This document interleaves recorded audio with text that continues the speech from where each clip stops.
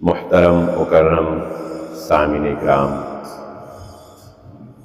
ہر قسم کی تعریفات اس خالق مالک ارض و سماوات کے لیے اور لاکھوں کروڑوں درود و سلام آپ محمد مصطفیٰ صلی اللہ علیہ وآلہ وسلم کی ذات اقدس پر۔ ہماری آج کی یہ مختصر گفتگو موجودہ حالات میں ملک شام میں ہونے والے واقعات کے تناظر میں ہوگی۔ یہ خبریں تو آپ تمام احباب مجھ سے زیادہ جانتے ہوں گے کہ اس وقت شام کی صورتحال کیا ہے، لیکن ہم یہ تجزیہ کریں گے اور یہ دیکھنے کی کوشش کریں گے کہ ان حالات میں ہمارے لیے کیا سبب ہے۔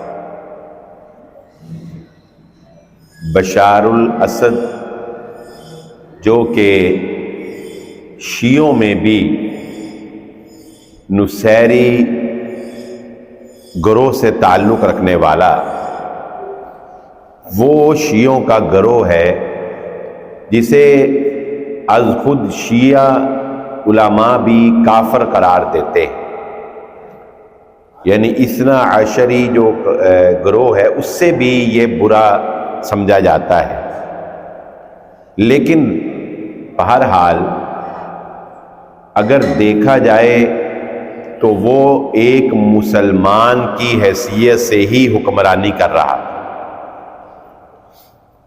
اور اس کے مقابلے میں اہل سنت والجماعت کے مختلف گروہ اس سے آزادی حاصل کرنے کے لیے مسلسل جدوجہد میں لگے ہوئے تھے۔ بشار الاسد کو ایران کی مکمل سپورٹ حاصل تھی اور ایران رشیا کے بلبوتے پر وہاں پر تباہی کو برپا کرتا رہا۔ 54 سال کے بعد 54 ایئر 1971 میں جس حکومت کا آمریت کا آغاز بشار الاسد کے باپ حافظ الاسد نے کیا تھا، اس کا خاتمہ چند روز قبل ہو گیا۔ اہل سنت والجماعت کے گروہ انہوں نے بشار الاسد کی حکومت کا تختہ الٹ دیا۔ اگر آپ تاریخ کے تناظر میں دیکھیں گے تو سب سے پہلے 1908 میں امریکہ نے خلیجی ممالک پر UAE، سعودی عرب، قطر اور کویت، شام، یعنی یہ جتنے بھی عرب ممالک ہیں، 1908 میں امریکہ نے اپنے انجینئرز مشینوں کے ساتھ سب سے پہلے یہاں پر بھیجے تھے، جنہوں نے اس پورے خطے کا تجزیہ کیا اور اس وقت انہیں اس بات کا پتہ چل گیا تھا کہ کون سا علاقہ کتنا زرخیز ہے۔ اسی لیے انہوں نے مسلم ممالک کی جو تقسیم کی ہے وہ اسی اعتبار سے کی۔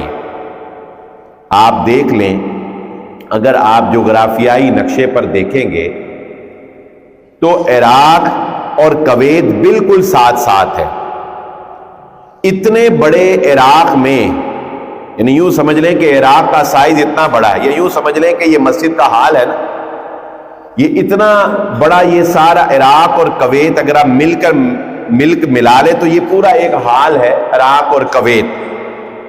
اب اصولی طور پر تو یہ سارا حال ایک ہی ملک بننا چاہیے، لیکن اگر آپ یہ کریں کہ آپ یہ ممبر کا اتنا حصہ جو ہے اتنا یہ نکر کاٹ کے اور اس کو اس مسجد کے اندر ایک الگ ریاست کھڑی کر دیں تو یہ کوئی عقلی جواز بنتا نہیں۔ عراق اور کویت ایسے ہی ہیں، کہ عراق کے بالکل ساتھ کویت لگتا ہے. عراق اتنا بڑا ملک، لیکن کویت اس کا حصہ نہیں بنایا، کویت الگ ملک کھڑا کر دیا. صدام حسین نے جو اٹیک کیا تھا کویت پہ، تو اس نے یہی سٹانس لیا تھا کہ کویت دراصل عراق کا ہی پارٹ ہے. یہ اس نے موقف اختیار کر کے اٹیک کیا تھا. تو کویت اتنے چھوٹے کو الگ کیوں کیا؟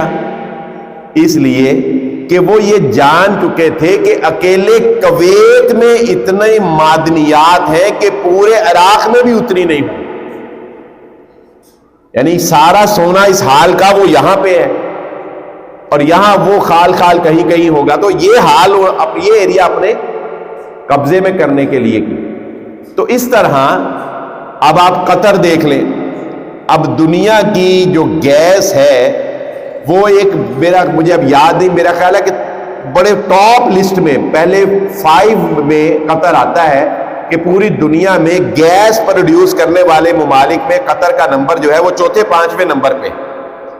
اب قطر ایک الگ ملک کیسے بن گیا؟ نہ اس کو کوئی رستہ لگتا ہے، نہ اس تک کوئی رسائی ہے، نہ کوئی ٹرین، نہ کوئی سمندر کا کوئی اس کا راستہ ہے. حالانکہ وہ سعودی عرب کا پارٹ ہونا چاہیے، لیکن وہ ایک الگ ملک بن گیا. کس نے بنایا؟ یہ تو خلافت عثمانیہ کے توڑنے کے بعد انگریزوں نے بنایا نا. وہ جانتے تھے کہ پورا سعودی عرب ایک طرف اور قطر اکیلا ایک پارٹ. اب آپ دیکھ لیں کہ قطر امیر ترین ملک ہے کہ نہیں، کوئی بندہ قطر میں غریب نہیں.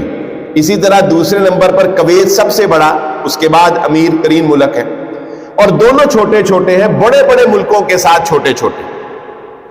تو اصل بات یہ پورا ایک لمبی بات ہو جائے گی، لیکن اصل جو میں بات آپ کو بتانا چاہتا ہوں وہ کیا ہے کہ یہ تقریباً آج سے 125 سال پہلے ہی امریکہ پلان کر چکا تھا کہ اس خطہ ارضی کے اوپر ہم نے کس طرح سے کنٹرول حاصل کرنا ہے. اس میں ایک سب سے بڑا فارمولا یہ تھا کہ مسلمانوں کو آپسی فساد کے اندر برپا کیا جائے اور ان کو چھوٹے چھوٹے ٹکڑوں کے اندر تقسیم کیا جائے. سو ایک بات تو ہمیں سمجھ آ گئی جو اقبال نے بھی کہی تھی کہ ان تازہ خداؤں میں بڑا سب سے وطن ہے، جو پیرہن ہے اس کا وہ مذہب کا کفن ہے. وطن پرستی جو ہے یہ مسلمانوں کے اندر داخل کر دی گئی، جبکہ اسلام وطن پرستی کی مخالفت کرتا ہے. اسلام تو پرستش کے نام پہ صرف پرستش کا لفظ لگاتا ہی صرف اللہ کے ساتھ.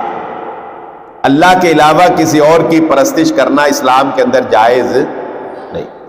وطن پرستی کیا ہے؟ وطن سے محبت بری چیز نہیں ہے، یہ بات مکس نہ ہو جائے. ہم پاکستانی ہیں، ہمیں پاکستانی ہونے کی حیثیت سے پاکستان سے محبت ہے. نبی صلی اللہ علیہ وسلم کو مکہ سے محبت تھی نا، احد پہاڑ سے محبت تھی نا، مدینہ کے دفاع کے لیے نبی صلی اللہ علیہ وسلم نے خندق کھودی نا. وطن کے دفاع کے لیے جان دے دینا شہادت ہے جب وطن اسلامی ہو.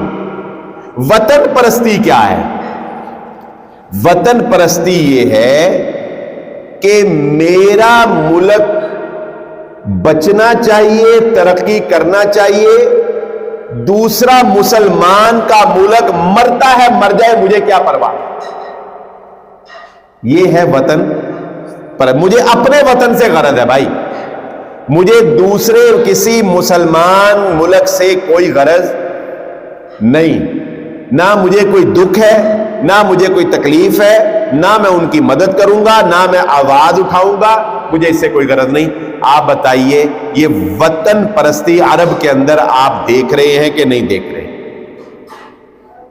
فلسطین جاتا ہے وہ بولتے مصر نے اسرائیل کے ساتھ معاہدہ کر لیا، یو اے ای نے معاہدہ کر لیا، اردن نے، جارڈن نے معاہدہ کر لیا. کیا کہ ہم بچ جائیں، ہماری بلا سے فلسطین کو مارنا ہے مار دو. پاکستان الحمدللہ اس وطن پرستی سے بچا ہے. کچھ کر سکنا یا نہ کر سکنا یہ ایک بات کا میٹر ہے. کم از کم سوچ اور فکر تو یہ ہے نا کہ ہمارے مسلمان بھائی جہاں بھی تکلیف میں ہوں ہم ان کے ساتھ ہیں, ہم ان کے لیے آواز اٹھاتے ہیں. چنانچہ سب سے اہم بات یہ سمجھ لیجئے کہ دشمن مسلمانوں کو آپسی فساد کے اندر مبتلا کر کے تباہ کرنا چاہتا ہے. اب یہ جو آپسی فساد ہے یہ کئی نوعیت کا ہو سکتا ہے. آپس میں لڑائی کئی طریقوں سے کروائی جا سکتی. مثال کے طور پہ ایک لڑائی کروانے کا طریقہ ہے مذہبی رجحان. مذہبی رجحان مثلا عالمی سطح پر, چلے ہم پاکستان کی مثال لے لیتے ہیں کہ پاکستان میں ہمارا دشمن ہمیں آپس میں لڑوانے کے لیے کیا کیا چیزیں استعمال کر رہا ہے. نمبر 1, سب سے پہلے وہ شیعہ اور سنی کا آپس میں ٹاکرا کروانا چاہتا ہے. اہل تشیع کا اور اہل سنت والجماعت کا ٹاکرا لڑائی کروانا چاہتا ہے. اس کی کئی ایک مثالیں ہیں. آپ دیکھ سکتے ہیں کہ یہ جو آپ کو پتا ہوگا مشرف دور کے اندر, یہاں سارے لوگوں نے وہ دور دیکھا ہوگا کہ سپیکر کے اوپر پابندی نہیں تھی, تقریریں وغیرہ سپیکروں میں ہوتی تھی. پھر مذہبی منافرت سے بچنے کے لیے سپیکروں کے اوپر پابندی لگائی گئی. جب سپیکروں کے اوپر پابندی لگائی گئی تو اس کا مقصد کیا تھا؟ کوئی بھی ایسی بات جو کسی دوسرے مسلک کو ہٹ کرتی ہو وہ اس کے کانوں تک نہ پہنچے. آپ اپنی چار دیواری میں لوگوں کو جو بھی سمجھانا ہے, اب مجھے آپ ایمانداری سے بتائیے کہ یہ سپیکر زیادہ خطرناک ہے یا ہمارا میڈیا زیادہ خطرناک ہے؟ سپیکر کی آواز زیادہ لوگوں تک پہنچتی تھی یا میڈیا کی آواز؟ تو یقیناً میڈیا کی آواز. اور متع کا مسئلہ اہل سنت والجماعت اور شیعہ کے درمیان اختلافی ہے نا. شیعہ متع کو جائز سمجھتے ہیں اور ہم اس کو حرام سمجھتے ہیں. یہ ایک الگ بحث ہے کہ وہ علمی بحث ہے کہ دلائل کیا ہیں. دلائل کی دنیا الگ ہے, یہ ہمارا موضوع نہیں ہے. اب اگر کوئی شیعہ کو یہ اجازت دے دی جائے کہ وہ میڈیا پر بیٹھ کر, اور میڈیا سے مراد سوشل میڈیا نہیں کہ اپنا کوئی چینل بنا کے وہ تو جو مرضی کرے, مین سٹریم میڈیا جس پر پیمرا کی نگرانی بھی موجود ہو, اس پر بیٹھ کر اگر کوئی شیعہ ذاکر جو ہے وہ متع کے جائز ہونے کی بات کرے تو آپ بتائیے یہ مذہبی منافرت پھیلے گی یا ختم ہوگی؟ پھیلے گی نا. تو مطلب کیا ہے کہ کہاں سے ان کو یہ رعایت دی گئی کہ وہ ایسی بات جو منافرت کو پھیلائے وہ سر عام کرے؟ یہ اجازت کہاں سے ملی؟ اس کا مطلب کیا ہے کہ کوئی ایسی طاقت ہے جو مسلمانوں کو شیعہ اور سنی فساد کے اندر مبتلا کرنا چاہتی ہے. اس بات پر پاکستان کی عوام کو اور بالخصوص اہل سنت والجماعت, اور میری بات یہ نشین رکھیں, جب ہم شیعہ کے مقابلے میں اہل سنت والجماعت کہتے ہیں تو اہل سنت میں پاکستان میں اہل حدیث, بریلوی حضرات اور دیوبند حضرات یہ سارے اس میں شامل ہیں. اور عالمی سطح پر مالکی, حنبلی, شافعی اور حنفی یہ اہل سنت والجماعت میں شامل ہیں. اور ان کے مقابلے میں شیعہ ہیں جو کہ امام جعفر صادق رحمہ اللہ تعالی کی فقاہت کے ساتھ فقہ جعفریہ سے اپنے آپ کو منسوب کرتے ہیں. تو چنانچہ یہاں یہ میں کہوں گا کہ پاکستان کے عوام کو بہرحال میں یہ سمجھتا ہوں کہ ہمیں خراج تحسین پیش کرنا چاہیے کہ انہوں نے ابھی تک اس مذہبی منافرت کو بہت زیادہ ہوا نہیں دی کہ یہ خانہ جنگی کی صورت اختیار کر جائے. شام میں یہ خانہ جنگی کی صورت اختیار کر گئے, لیبیا میں یہ خانہ جنگی کی صورت اختیار کر گئے, عراق اور ایران کی وار اسی شیعہ سنی فساد کی بنیاد کے اوپر سالوں سال جاری رہی. دوسرا, بسا اوقات آپس میں صوبائی تعصب کی بنیاد پہ بھی لڑا دیا جاتا ہے. ایسی باتیں کرنا کہ ہم پنجابی ہیں تم بلوچی, بلوچیوں کو پنجابیوں کے خلاف, پنجابیوں کو بلوچیوں کے خلاف ہو رہا ہے کہ نہیں ہو رہا؟ سندھیوں کو پٹھانوں کے خلاف, پٹھانوں کو سندھیوں کے خلاف. یہ دوسرا آپسی فساد کا کارڈ ہوتا ہے کہ صوبائی تعصب, لسانی تعصب, کلچرل تعصب جو ہے وہ پیدا کر کے لوگوں کو آپس میں لڑایا جائے. پھر نیچے آتے جائیں کئی کیٹیگری بن جاتی ہیں. ذاتوں کو آپس میں لڑا دیا جاتا ہے کہ نہیں لڑا دیا جاتا؟ ارائیوں کے اور جٹوں کے پنڈ سے پنڈ آپس سے لڑ پے کہ نہیں لڑ ہوتی ہے نا. تو اس طرح تعصب کے ذریعے سے فساد برپا کیا. یہی کچھ ادھر شام میں ہوا. اب اصل نقطے پہ سمجھیں گے آپ. سب سے اوپر شیعہ سنی فساد, اس کے بعد لسانی فساد. یہ جو کرد ہیں, یہ کرد, یہ شیعہ سنی فساد نہیں ہے. جو کرد اپنا الگ وطن چاہتے ہیں اور ان کی ترکی سے بھی لڑائی ہے, ان کی شام سے بھی لڑائی ہے, یہ کیا ہے؟ یہ علاقائی تعصب ہے. یہ کردوں کی لڑائی وہ شیعہ سنی لڑائی نہیں ہے, بلکہ وہ کیا ہے؟ وہ لسانی, کلچرل, علاقائی, آباء و اجداد کی. وہ اپنے آپ کو ایک الگ قوم سمجھتے ہیں, لہذا وہ لڑ رہے ہیں. تو شام میں کئی ایک طریقوں سے مسلمانوں کو آپس کے اندر لڑایا گیا. اب آپ مجھے بتائیں, نمبر 1, بشار الاسد نے جو حکومت قائم کی, اس نے جو انتہا درجے کے ظلم روا رکھے جو ناقابل برداشت, نہ دیکھے جا سکتے ہیں نہ سنے جا سکتے. چلے مان لیں ایک وقت کے لیے کہ وہ مسلمان ہی تھا, اپنے آپ کو ڈکلیئر تو مسلمان ہی کرتا تھا نا, شیعہ مسلمان سمجھ لیں, شیعہ مسلمان تھا. اس نے جو ظلم کیے وہ کن پہ کیے؟ کیا کافروں پہ کیے, عیسائیوں پہ کیے, یہودیوں پہ کیے؟ نہیں, کن پہ کیے؟ مسلمانوں پہ کیے. اور ایسے ظلم کیے کہ ایسے ظلم تو امریکہ نے بھی اپنی وہ جو جیل انہوں نے بنائی تھی گوانتانامو نام کی, اس میں بھی نہیں کیے. تو اس سے تو پھر یہی ثابت ہوا کہ مسلمان آپسی فساد میں کافروں سے بھی زیادہ ظالم.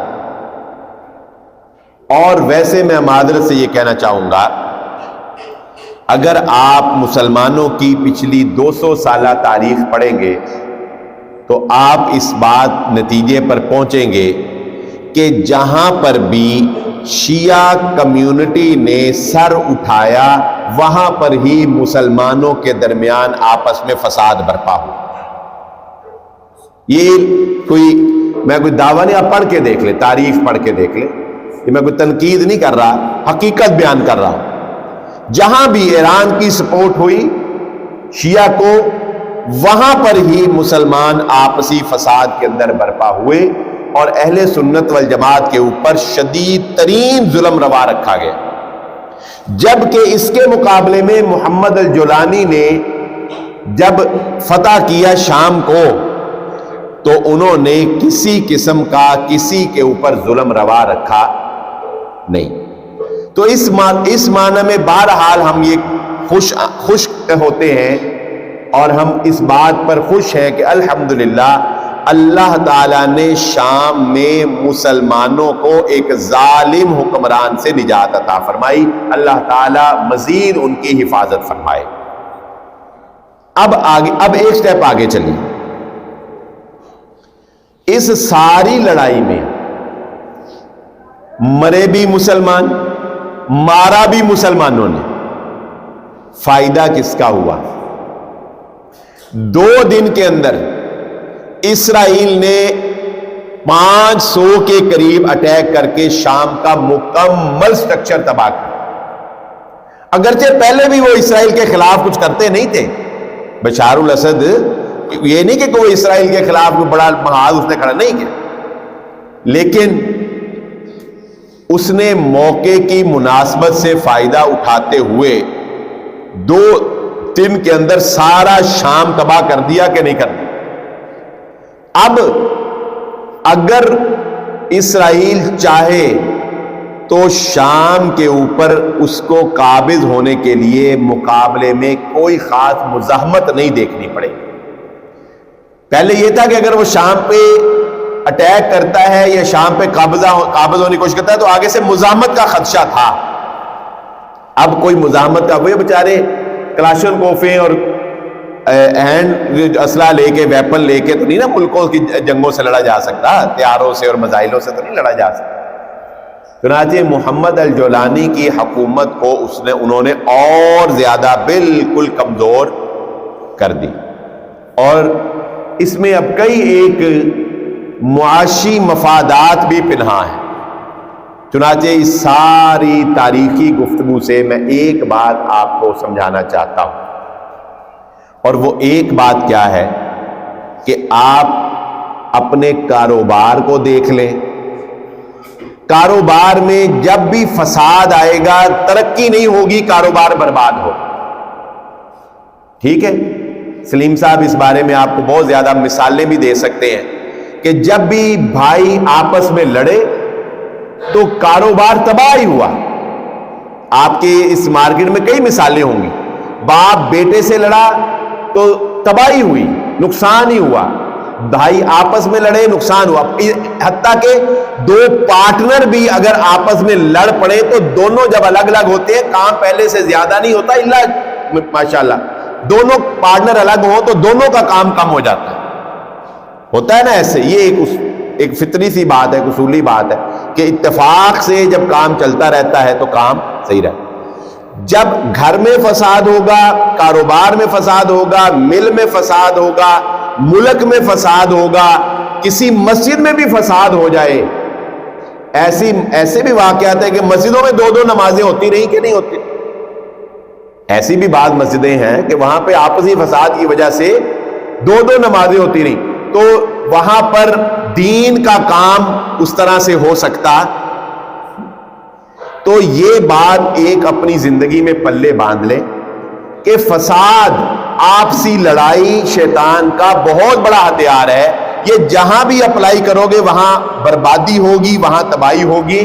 کچھ کمپرومائز کرنا پڑے کر لو، معافی مانگنی پڑے مانگ لو، درگزر کرنا پڑے کر لو، لیکن آپسی فساد سے اپنے آپ کو بچا کے رکھو. ٹھیک ہے، کہیں جھکنا پڑے جھک جاؤ، کوئی بات نہیں. کوئی 2 پیسے زیادہ لے جائے، سارے جانے سے بہتر ہے کہ 2 پیسے کسی کو زیادہ دے دو. خاندان جب تک ایک رہتا ہے تب تک خاندان کا روب رہتا ہے. جب خاندان الگ ہو جاتے ہیں تو خاندانوں کا روب بھی ختم ہو جاتا ہے. خاندان کو ایک رکھو. اور میں یہاں ایک اور آپ کو نصیحت کی بات، ہمارے سوشل میڈیا پر ذرا موضوع سے تھوڑی سی ہٹے گی بات، اکثر اوقات مختلف قسم کے بیانات کے اندر نوجوانوں اور بچوں کو یہ تعلیم دی جاتی ہے، اور میں اس کے سخت خلاف، اور میں اپنی ذات میں بھی الحمدللہ اس پہ عمل پیرا ہوتا ہوں، کہ یہ باور کروایا جاتا ہے کہ رشتہ دار کسی کے سگے نہیں ہوتے. کہا جاتا ہے نا رشتہ دار بہت برے ہوتے ہیں. یہ شریکہ جو ہے یہ بڑا مقابلہ ہوتا ہے. رشتہ داروں کے ساتھ کبھی اچھا سلوک نہ کرو، رشتہ داروں کو کبھی اپنا خیر خواہ نہ سمجھو، رشتہ دار حاسد ہوتے. یہی پیغام دیا جاتا ہے. اس پہ لطیفے بھی بنے، اس پہ کلپ بھی بنے، اس میں تقریریں بھی لوگ کر رہے ہیں.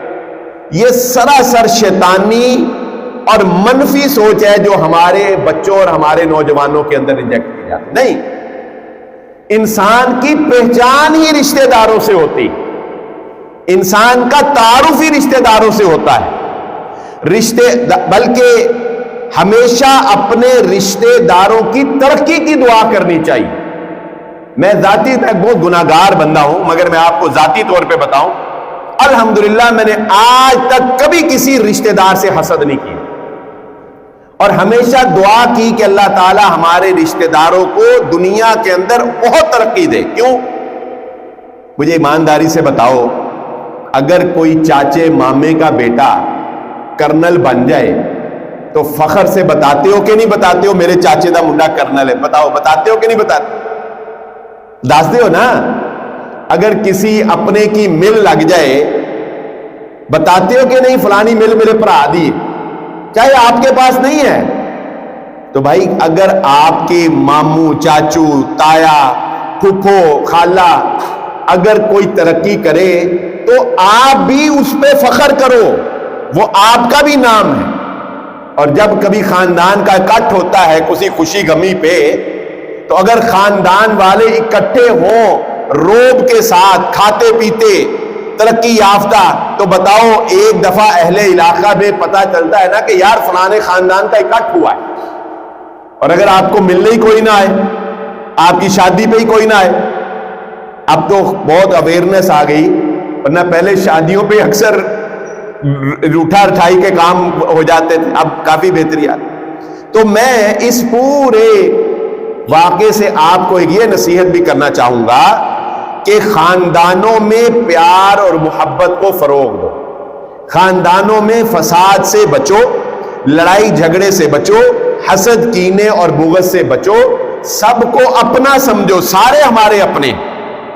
جو مسلمان تو دوسرے مسلمان کا بھی برا نہیں سوچتا، چاہے جائے کہ وہ اپنے چچا، اپنے بھائی، اپنے بیٹے، اپنے باپ، اپنے پھپھو، خالہ، جتنے بھی ماموں تایا رشتے، ان کا برا کیسے سوچ سکتا ہے؟ اس لیے یہ جو شام کے اندر ہوا سراسر آپسی فساد کا نتیجہ ہے۔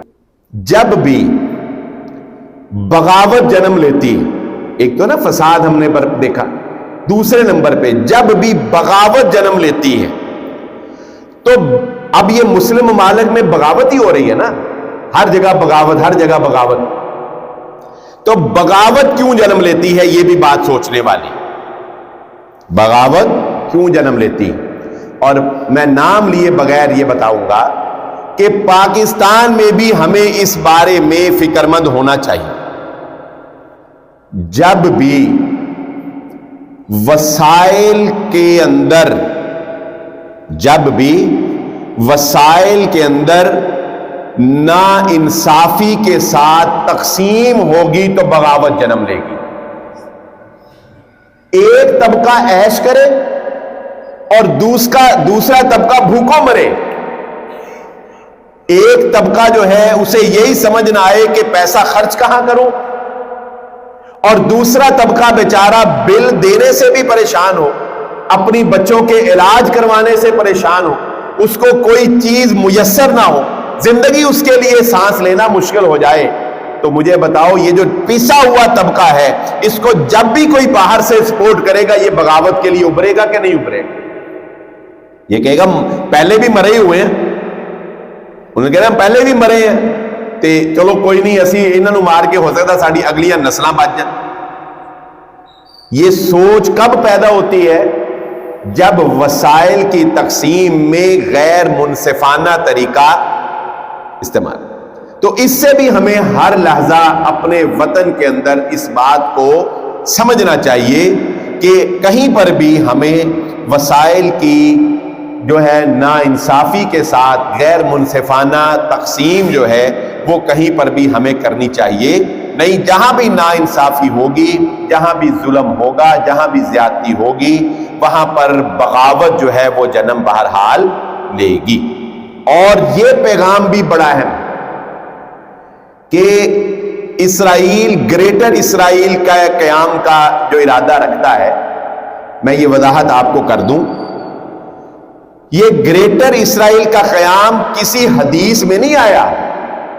تو آپ یہ سمجھیں کہ گریٹر اسرائیل حدیث میں آئے بن کے ہی رہنا، نہیں، یہ یہودیوں کا منصوبہ ہے، اور ہمیں آنکھیں بند کر کے یہ تسلیم نہیں کر لینا چاہیے کہ وہ لازماً جو ہے وہ پورا ہو کر رہے گا، بلکہ اس کو روکنے کے لیے ہمیں ایک پھونک بھی اگر مار سکتے ہیں تو وہ ہمیں مارنی چاہیے، ہمیں اس کے خلاف آواز اٹھانی چاہیے، ہمیں اس کے حق میں کبھی بھی ہاتھ پہ ہاتھ دھر کے یہ نہیں مان لینا چاہیے کہ نہیں بن کے ہی رہے گا، نہیں، اتنا آسان بھی نہیں ہے بن، جب تک مزاحمت ہوتی رہے گی، اور وہ اتنا بزدل ہے، آپ دیکھیں وہ مزاحمت، اب اگر آپ مشاہدہ کریں تو کیا اسرائیل اس وقت جتنے بھی ارد گرد کے ممالک ہیں ان میں سب سے زیادہ اسلحے کے لحاظ سے طاقتور ہے کہ نہیں ہے؟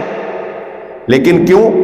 اس لیے کہ وہ اتنا بزدل ہے کہ جب بھی مزاحمت ہوگی اسے یہ پتہ لگے کہ مزاحمت ہونی ہے، وہ کبھی بھی آگے سٹیپ نہیں اٹھائے گا، کیونکہ اسے زندگی سے پیار ہے، اسے جان سے پیار ہے، اور ہماری جان ہی شہادت میں ہے۔ غزہ کے جو لوگ دنیا سے چلے گئے ناکام نہیں ہوئے، کامیاب ہو گئے۔ ہم یہاں پر بیٹھ کر عیش و عشرت کی زندگی گزار رہے ہیں۔ یہ پچھلے دنوں آپ نے دیکھا وہ سوشل میڈیا کے اوپر وہ بھی، میں وہ اب کیا کہوں کہ وہ ہمارے ہی خاندان سے تعلق رکھتا ہے بندہ، ویسے ساڈا لگتا کچھ نہیں لیکن ہے بٹ ہے نا، رجب بٹ، اربوں روپیہ اس نے شادی پہ لگا دیا۔ یار دل خون کے آنسو روتا ہے کہ نہیں روتا بتاؤ؟ اربوں روپیہ لٹا رہے ہیں، پیسے لٹانا اللہ کی نعمتوں کی اتنی بڑی توہین ہے کہ ہم خود عذاب کو دعوت دے رہے ہیں۔ سیانے کہتے ہوتے تھے رزق دی توہین نہیں کرنی چاہیے دی، تھلے ڈگ جائے تو انہوں اٹھا کے صاف کر کے کھا لو، کہتے تھے نا۔ جب آپ کسی کے سر پہ پیسے سے بڑی نعمت آج کون سی ہے مجھے بتائیں؟ پیسہ بہت بڑی نعمت۔ ہم غریبوں کا مذاق اڑاتے ہیں، پیسے لٹا کر دیکھتے ہیں دیکھو یہ غریب بیچارے پیسے کے لیے لوٹ رہے ہیں، ایک دوسرے کو دھکے دے رہے، مار رہے ہیں، پیسہ پھینک تماشا دیکھ، ہم خود فرعونیت پھیلا رہے ہوتے ہیں۔ تو اصل میں تو ہمارا اپنا حال ہی بہت برا ہے، ہم نے کسی کو کیا کہا؟ تو یہ ساری جو روش ہم اختیار کیے ہوئے ہیں، ہمیں اس سے توبہ تائب ہونا چاہیے قبل اس کے کہ اللہ رب العزت جو ہے وہ ہمیں بھی اس عذاب میں مبتلا کر دے کہ جس پر محمد الرسول اللہ صلی اللہ علیہ وآلہ وسلم کی دعا قبول نہیں ہوئی تھی۔ نبی صلی اللہ علیہ وسلم فرمایا تھا اللہ تجھ سے دعا کرتا ہوں میری قوم کو ایک ہی دفعہ ہلاک نہ کرنا جیسے قوم عاد سمود لوط کی قوم ہوئی۔ اللہ نے کہا قبول۔ کہا اللہ دوسری دعا یہ ہے میری قوم کو آپسی فساد میں مبتلا نہ کرنا۔ اللہ نے کہا محمد صلی اللہ علیہ وسلم جو تقدیر کے فیصلے ہو گئے وہ ہو گئے۔ یہ دعا تو اپنی زندگیوں کا مشاہدہ کریں، اپنے آپ کو آپسی فساد سے بچائیں، ناانصافی سے بچائیں، اور جس طرح ہم لوگ نعمتوں کی ناقدری کر رہے ہیں، جس طرح ہم لوگ جو ہے وہ اپنی روش رکھے ہوئے ہیں، اس پر ہمیں غور و فکر کرنا چاہیے۔ اللہ رب العزت سے دعا ہے اللہ مجھے اور آپ کو جو کہا اور جو سنا سمجھنے کی اور عمل کرنے کی توفیق عطا فرمائے۔ وآخر الدعوانا الحمدللہ رب العالمین۔